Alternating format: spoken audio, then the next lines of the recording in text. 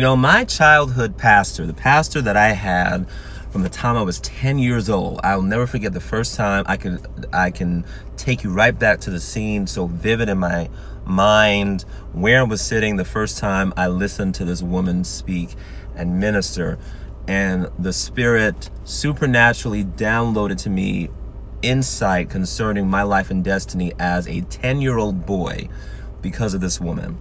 And she was my pastor, her and her husband, from the time I was 10 years old until I moved to Oklahoma at around 24, 25, one of those anyway. It's been so long. She went home to be with the Lord. She transitioned to heaven in May of this year.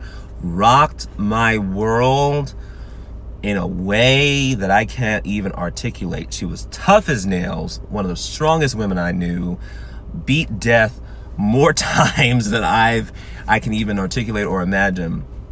And the concept that she transitioned, the concept that she left this earth, the concept that she was no longer here, just had an impact and an effect on me that I can, to this day, wrap words around. And if you've lost someone significant to you, you totally identify with that. And since that's occurred, and in light of all the other people that have been transitioning over the past several months, leaders and people in the entertainment industry and people in the music industry and people are transitioning and leaving this earth and transitioning over to the other side of eternity in record numbers because of the pandemic, because of tragedies, because of all the shootings happening across the United States right now, all manner of things. I've just had this thought, and this is for me, and I know that it's for you too. We only get one of these lives, one. There ain't no second chances, second rounds. It's not like one of the video games where you have like 5 lives and you can make dumb choices for the first 5 lives because you're going to have like 2 more left. That's not what we have. One life. And life is way too short for you or me. I'm talking to me as much as I'm talking to you because I'm doing the same thing. I'm right there with you.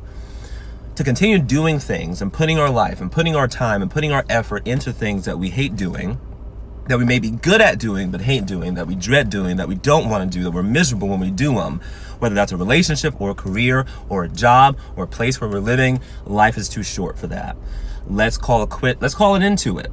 Anything that you don't like doing, anything that you don't want to be doing, any relationship you don't want to be in, let's begin the process today of making a plan. Not saying to do anything rash or drastic right now. That's not what I'm into. But let's begin today making a plan to exit out of those things so we can live this one life to the full, to overflow the way God intended and not be miserable. Because life's too short to be living it miserable even for a second.